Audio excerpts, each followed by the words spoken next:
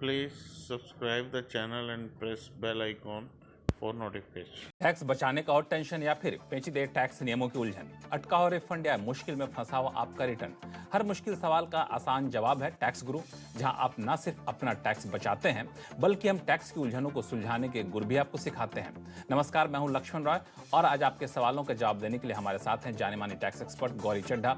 गौरी, आपका स्वागत हमारे शो में। और गौरी, पिछले कई शो में थक जाती थी उन सवालों का जवाब देते हुए जो एनआरआई थे, जो भारत में फंसे हुए थे, तो उन सारे एनआरआईज के लिए आज एक अहम जवाब देने वाली हैं गौरी इस शो में आगे। तो बता दूं दर्शकों के लिए अगले आधे घंटे तक शो देखना क्यों है जरूरी। लॉकडाउन के दौरान भारत में फंसे एनआरआई के लिए अच्छी खबर, डबल टैक्सेशन से राहत के लिए 31 मार्च तक दे सकते हैं आवेदन। बेटी के नाम प्रॉपर्टी खरीदने पर कैपिटल गेन्स टैक्स में छूट, बेंगलुरु इनकम टैक्स ट्रिब्यूनल का फैसला आपके लिए कितने हैं काम का। और दूसरे राज्य से सामान खरीद कर बेच रहे हैं अपने राज्य में, तो आईजीएसटी के सामने एसजीएसटी क्या होगा एडजस्ट। इन सारे मुद्दों पर बातचीत करेंगे, लेकिन सबसे अहम मुद्दा जो बहुत ही सरकार की तरफ सफाई आई है, कई सारे एनआरआई के लिए राहत की खबर भी कह सकते हैं इसको, वो ये कि कोरोना और लॉकडाउन के चलते भारत में जो एनआरआई फंसे हुए हैं वो टैक्स को लेकर के बड़ी चिंतित थे कि उनके ऊपर जहां वो कमा रहे हैं वहां भी टैक्स देना पड़ रहा है और यहाँ भी टैक्स देना पड़ा क्योंकि एक समय अवधि से ज़्यादा यहाँ पे हैं। तो इस पर इनकम टैक्स डिपार्टमेंट की तरफ से एक सफाई आई है, वो सफाई क्या है और एनआरआई के लिए कितनी राहत वाली बात है, सीधे चलते हैं गौरी से बगैर देर किए हुए। गौरी, ये सफाई आपने देख ली जो इनकम टैक्स डिपार्टमेंट ने जारी की है, क्या है उसमें खास बातें? जी जी देखिए लक्ष्मण, ये जो सफाई इनकम टैक्स डिपार्टमेंट ने दी है ये बिल्कुल एक्सपेक्टेड थी।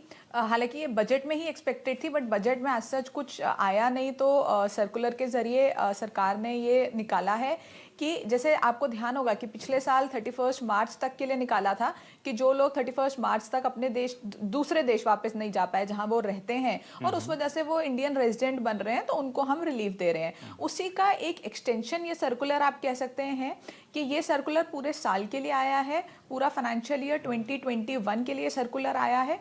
इसमें ये कहा गया है कि अगर आप इंडिया में रहे हैं ड्यू टू कोरोना वायरस, क्योंकि जो फ्लाइट्स हैं वो सस्पेंड हो गई थी और उसकी वजह से आपके ऊपर डबल टैक्सेशन लग रहा है और डबल टैक्सेशन अवॉइडेंस एग्रीमेंट के बाद भी इनफैक्ट डबल टैक्सेशन आपके ऊपर लग रहा है, तो हम आपके साथ कोई ज्यादती नहीं करना चाहते।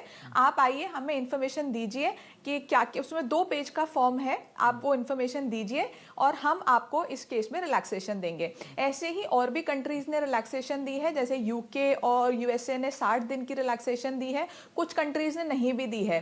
तो इंडिया ने इस रिलैक्सेशन को देते हुए एनआरआईज को ध्यान रखा है कि उनके ऊपर किसी भी तरह का डबल टैक्सेशन नहीं लगना चाहिए। तो क्या ये माना जाए कि इनकम टैक्स डिपार्टमेंट ये मान के चल रहा है कि 31 मार्च के बाद इसकी जरूरत नहीं पड़ेगी, इसलिए ये डेडलाइन रखी गई है? लक्ष्मण, कह सकते हैं, क्योंकि अब तो आप देखें तो फ्लाइट्स अब चलनी शुरू हो गई हैं, तो ऐसी कोई प्रॉब्लम अब आनी नहीं चाहिए इसको चलते हुए। लेकिन अगर आगे भी कोई दिक्कत आएगी तो मुझे लगता है of course income tax department इसको नजर में रखते हुए और सर्कुलर्स भी इशू करेगा। गौरी, इसमें एक चीज और समझना चाहूंगा कि जो इसका फायदा उठाना चाहते हैं उनको क्या करना पड़ेगा, तरीका क्या होगा उसका? जी लक्ष्मण, जैसे मैंने आपको बताया 2 पेज का फॉर्म है, इस फॉर्म का नाम है फॉर्म एनआर और ये आपको प्रिंसिपल चीफ कमिश्नर को सबमिट करना होगा इलेक्ट्रॉनिकली और ये आपको इनकम टैक्स पोर्टल जो है, जो वेबसाइट है, उस पर आपको ये फॉर्म मिल जाएगा। तो इस फॉर्म पे जाकर के फॉर्म डाउनलोड करिए, उसको भरिए और फिर चीफ कमिश्नर को भेजिए, तो मुझे लगता है कि आपकी जो समस्या है वो सुलझ जाएगी। चलिए, हम लोग बातचीत कर रहे थे एनआरआई से, इस बीच हमारे पास कॉल भी एक आ गया वियतनाम से। सचिन जी का कॉल है जो हमारे साथ फोन लाइन पर बने हुए हैं। सचिन जी, बताइए क्या उलझन आपकी? नमस्ते सर, मैं नमस्ते। तो सीएनबीसी आवाज को शुक्रिया देता हूँ। मैं आपके मतलब डेली हर संडे को मैं एपिसोड देखता हूँ। चलिए, बहुत बहुत शुक्रिया सर। मुझे लगा एज अ इंडियन मैं आपसे कुछ सलाह मशवरा ले लूँ। बिल्कुल बिल्कुल। तो मेरा एक सवाल है कि मैं 2 महीने से मैं वियतनाम में Please subscribe the channel and press bell icon for notification. काम कर रहा हूँ। तो यहाँ पे एक्चुअली जो सैलरी पेड कर रहे हैं, तो ये वियतनाम लॉ के एक्ट में एक्ट से ये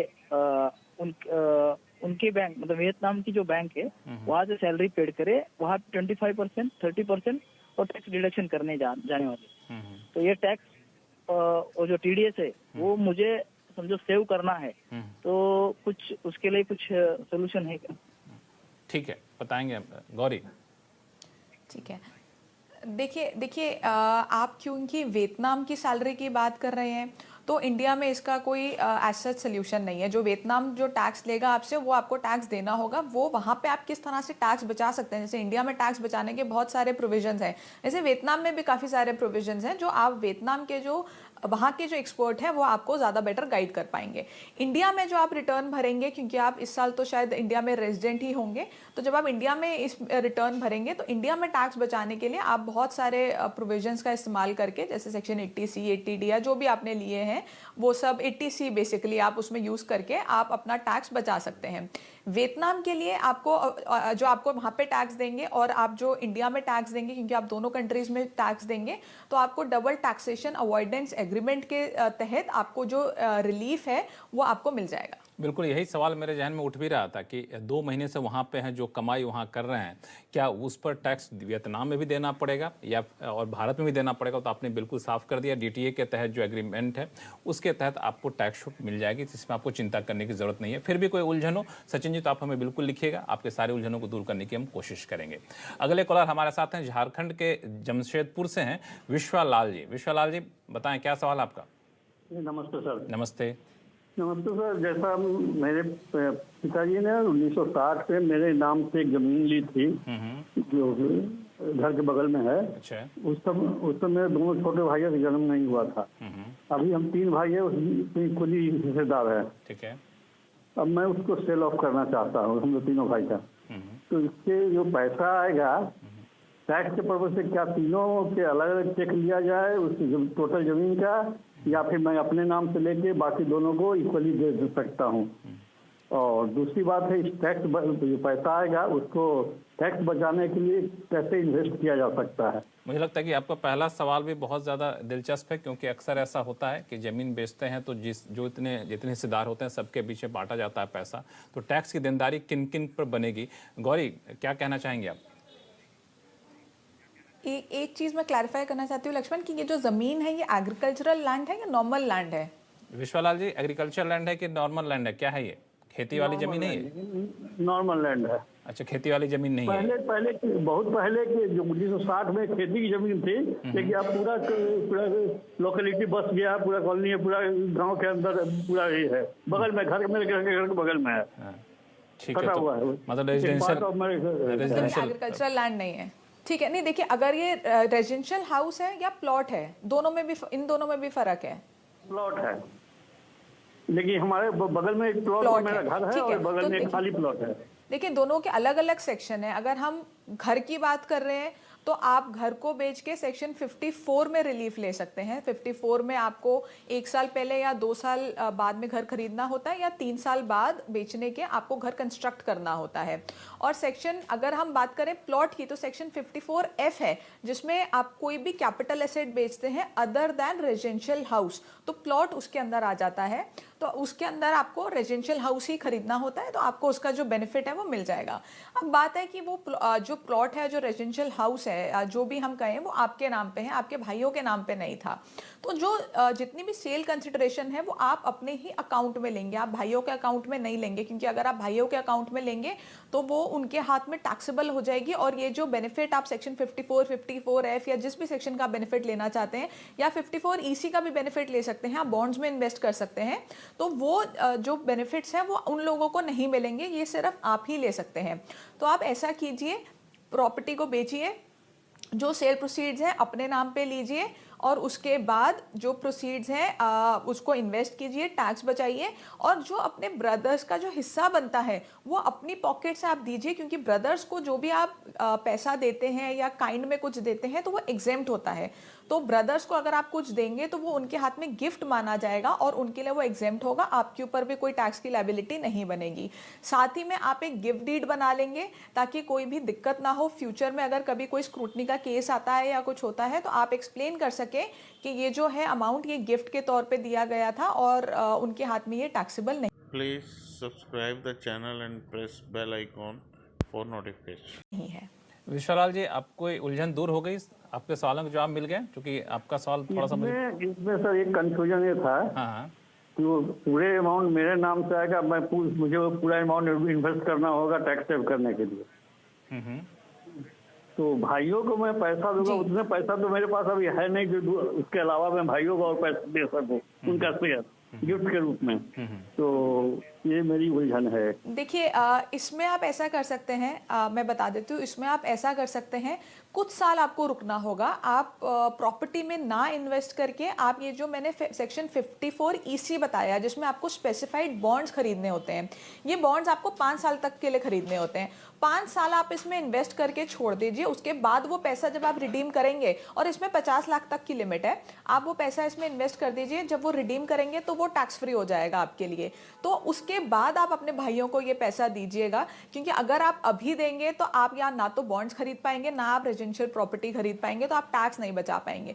दूसरा तरीका ऑफ कोर्स यही है कि आप टैक्स पे कर दीजिए, जो बचता है वो अपने भाइयों में बांट दीजिए। इन दोनों में से आप कुछ भी यूज कर सकते हैं। चलिए अगले सवाल को लेते हैं अहमदाबाद से, जो कि फोन लाइन पर जुड़ गए हैं डॉक्टर किरीट जानी। डॉक्टर साहब नमस्कार, बताइए क्या सवाल है आपका? नमस्कार। नमस्कार गुरु जी, नमस्कार। नमस्कार बताएं। मैं डॉक्टर हूँ। ऐसा तो मैं मेडिकल प्रैक्टिस करता हूँ, लेकिन मैं स्टॉक मार्केट हूँ। मेरा 3 पोर्टफोलियो है स्टॉक मार्केट में। अच्छा, जान के बड़ा अच्छा लगा कि आप प्रैक्टिस भी करते हैं और स्टॉक मार्केट में भी निवेश करते हैं। इतना टाइम मिल जाता है आपको? हाँ, यस। और मेरी अभी आज तक की वैल्यू इसकी है 4.5 करोड़। ठीक है। मेरी उम्र अभी 79 है। ठीक है। So I want to give my portfolio to my 5 granddaughters and son. मैं उसको गिफ्ट करना चाहता हूँ। मेरे 5 ग्रैंड सन एंड डॉटर है। आउट ऑफ 5, 3 आर माइनर है, बाकी के 2 मेजर है। बराबर। So I want to give 50 lakhs of tax liability. मेरी टैक्स लायबिलिटी मेरी कितनी होगी और मेरे ग्रैंड सन की डॉटर की कितनी होगी, वो मैं जानना चाहता हूँ। ठीक है, ये बहुत अच्छी बात है कि आप अपने ग्रैंड चिल्ड्रन को गिफ्ट करना चाहते हैं। बहुत अच्छी सोच है। तो इसमें देखिए आपके ऊपर कोई टैक्स लायबिलिटी नहीं बनती है। जब आप गिफ्ट करते हैं किसी को कुछ, तो आपके ऊपर कोई टैक्स लायबिलिटी नहीं बनती है। और अगर आप गिफ्ट कर रहे हैं रिलेटिव को, क्योंकि grandsons granddaughters relative की डेफिनेशन में आते हैं as per income tax act, तो आपके ग्रैंड चिल्ड्रन के हाथ में भी ये टैक्सेबल नहीं होगा। तो आप जब इसको गिफ्ट करेंगे, बस एक गिफ्ट डीड बनवा लीजिएगा, ताकि कल को कोई दिक्कत आए तो आप प्रूफ कर सकें कि ये गिफ्ट है। अब बात आती है जब आपके ग्रैंड चिल्ड्रन इस पोर्टफोलियो को सेल करेंगे, उस टाइम पे टैक्सेबिलिटी आएगी। उस टाइम पे होगा क्या कि जितना वो अमाउंट, जिस अमाउंट पे वो उस शेयर्स को बेचेंगे, वो सेल कंसिडरेशन मान ली जाएगी।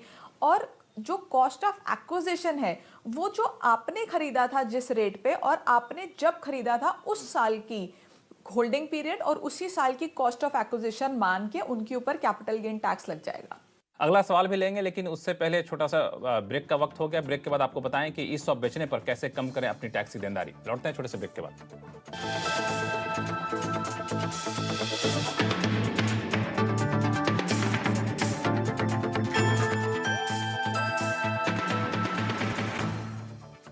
ब्रेक के बाद एक बार फिर से आपका स्वागत है।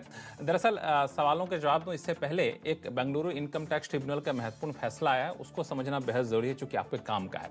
दरअसल अभी तक प्रॉपर्टी पर कैपिटल गेन्स टैक्स बचाने के लिए आपको अपने नाम पर एक तय समय सीमा में दूसरी प्रॉपर्टी खरीदनी होती थी, या फिर NHAI या RAC बॉन्ड में निवेश करना होता था। लेकिन अब इस फैसले के बाद ऐसा लगता है कि आप दूसरे के नाम पर भी निवेश कर कैपिटल गेन्स टैक्स बचा सकते हैं। ये क्या है पूरा फैसला, गौरी पहले ये समझाइए।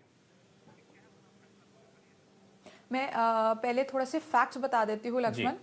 इस केस में क्या था कि जो SSC हैं उनका उन्होंने एक कैपिटल एसेट बेचा था, जो कैपिटल एसेट की सेल डीड में उनकी डॉटर, उनके सन और शायद उनकी वाइफ भी पार्ट थी। जो उन्होंने कैपिटल एसेट बेचा, उसका कैपिटल गेन टैक्स बचाने के लिए उन्होंने एक रेजिडेंशियल हाउस खरीदा अपनी डॉटर के नाम पे, जो विडो थी, उनकी अपनी कोई सोर्स ऑफ इनकम नहीं थी, और बिल्कुल वो जो SSC हैं उनकी लीगल एयर भी थी। तो उन्होंने जो प्रॉपर्टी खरीदी वो सोली अपनी डॉटर के नाम पे खरीद ली। अब जो असेसिंग ऑफिसर है उन्होंने कहा कि इस केस में हम आपको सेक्शन 54F का रिलीफ नहीं देंगे, क्योंकि ये प्रॉपर्टी आपने अपनी डॉटर के नाम पे खरीदी है।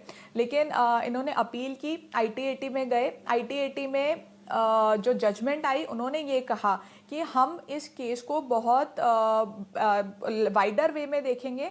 हम देख रहे हैं कि ये जो सेक्शन है ये इकोनॉमिक ग्रोथ के लिए बनाया गया है। उनका ये मानना था कि घर तो खरीदा उन्होंने और अपनी डॉटर के नाम पे ही खरीदा, जो लीगल एयर भी हैं, तो हम इस केस में ये जो सेक्शन 54F है इसका रिलीफ जो है वो एसएससी को दे देंगे। लेकिन इसमें गौरी दो बातें आपने बहुत ही महत्वपूर्ण कही। पहली बात कि जो डॉटर थी वो विडो थी, दूसरी बात कि कानूनी रूप से वो डॉटर उनकी उत्तराधिकारी थी।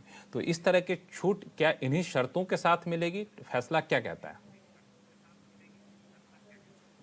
देखिए, Please subscribe the channel and press bell icon for notification. फैसले में कहीं ये एग्जैक्टली ये नहीं लिखा कि हम सिर्फ इस वजह से आपको छूट दे रहे हैं। वो उन्होंने ये लिखा है कि इस सेक्शन को थोड़ा लिबरली आपको पढ़ना चाहिए। लेकिन हाँ, आप ऐसा नहीं कह सकते।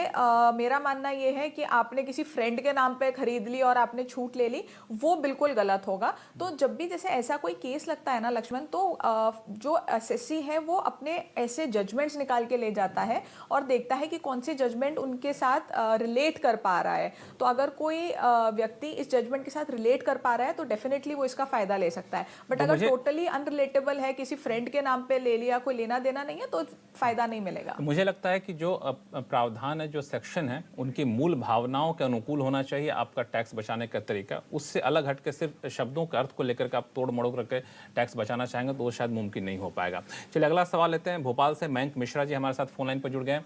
मयंक जी बताइए, क्या उलझन है आपकी? नमस्कार लक्ष्मण जी। एक्चुअली मेरा ये क्वेश्चन था कि मेरे को कंपनी ने ESOP दिए थे, तो ESOP जब मैंने लास्ट ईयर मैंने इसको जो है सेल किया है तो मेरे को करीब 18.19 लाख मिले थे। 18,19,000 मिले थे मेरे को, और इसके लिए मैंने पे किए थे करीब 1,09,000 रुपये पे किए थे। और साथ ही साथ मेरा जो ट्रेडिंग में लॉस है वो करीब जो है अप्रॉक्सीमेटली करीब 3.89 लाख है। तो मैं कैसे अपने टैक्स को बचा सकता हूँ, या फिर इसको जो है मैं कम बिल्कुल गौरी, क्या सुझाव इनके लिए? ठीक है, देखिए मैं आपको बता देती हूँ कि आपका पहले जो ESOP होता है वो कैसे टैक्सेबल होता है। ESOP में दो जगह पे आपका टैक्स लगता है। पहला तब लगता है जब आप अपनी ऑप्शन को एक्सरसाइज करते हैं, यानी कि आप उस कंपनी से शेयर्स को खरीदते हैं। उस टाइम पे आपने जितने जो फेयर मार्केट वैल्यू है माइनस जो आपकी एक्सरसाइज प्राइस है उसके डिफरेंस के ऊपर आपकी सैलरी में वो परक्विजिट ऐड होकर उसमें टैक्स लगता है।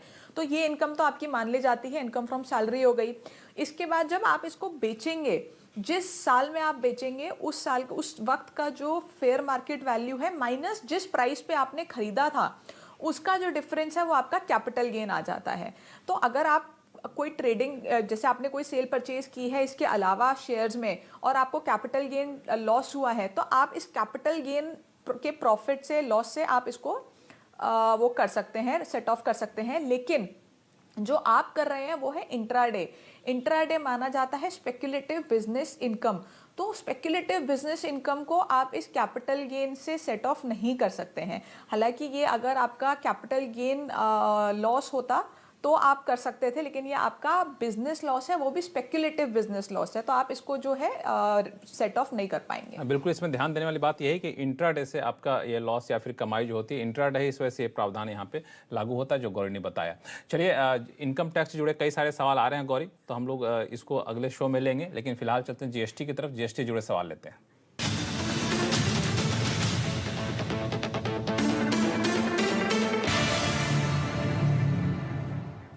महाराष्ट्र के चंद्रपुर से घनश्याम सिंह साहब फोन लाइन पर जुड़ गए हैं। घनश्याम जी बताइए, क्या उलझन है आपकी?